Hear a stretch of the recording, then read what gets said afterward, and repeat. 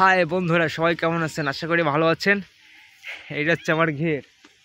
হ্যাঁ, এইটা হচ্ছে আমার ঘের। এই ঘেরে অনেক রকমের মাছ আছে। তোমার আছে রুই মাছ, কাতলা মাছ, চিংড়ি মাছ, মিনার কাপ, গ্লাস কাপ, মির্গে, এই ধরনের মাছ আছে। আর একটা রুই মাছের কেজি হচ্ছে মিনিমাম, আর একটা হবে তোমার হচ্ছে 3 থেকে 3.5 কেজি।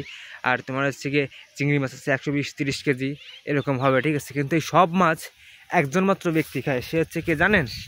সে হচ্ছে আমার বউ, ঠিক আছে। আমার বউটা হচ্ছে এই মোটা, এই জলহস্তি, প্রচণ্ড মোটা, বিশাল, ঠিক আছে। মানে আমি তার কাছে ঠাই হই না, আমি প্রচণ্ড কাবু, ঠিক আছে, বিশাল কাবু।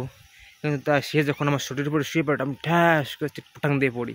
এই সব আমার ঘিরে যাবো তো সব, যে মাছ সব সে খেয়ে ফেলা যায়। সে বলে কি, আমাকে দাও, আমি খাবো। যখন 1 ড্রাম চিংড়ি মাছ ধরি, কোন কী করে, ড্রাম ধরে রেখে দেয়, বিক্রি করতে দেয় না, সব মাছ সে একাই খেয়ে ফেলে। আমি বিশাল বিপদে আছি বন্ধুগণ, আমি কী করবো সেটাই বুঝতে পারছি না। কীভাবে আমাকে একটু কেউ পরামর্শ বা কেউ একটু বুদ্ধি দেন যে এই করলে আমার একটু ক্ষতি কম হবে, লাভবান হব আমি, ঠিক আছে। আর গেটটা অনেকটাই বড়, আচ্ছা একটু বড়, এখানে অনেক প্রকারের মাছ আছে, অনেক, ঠিক আছে। খাবার দিচ্ছি, এখন আমি খাবার নিয়ে আসছি। এই যে আমি খাবার নিয়ে আসছি। প্রতিদিন তোমার হচ্ছে ভাসমান খাইতে দিই রুই মাছটা।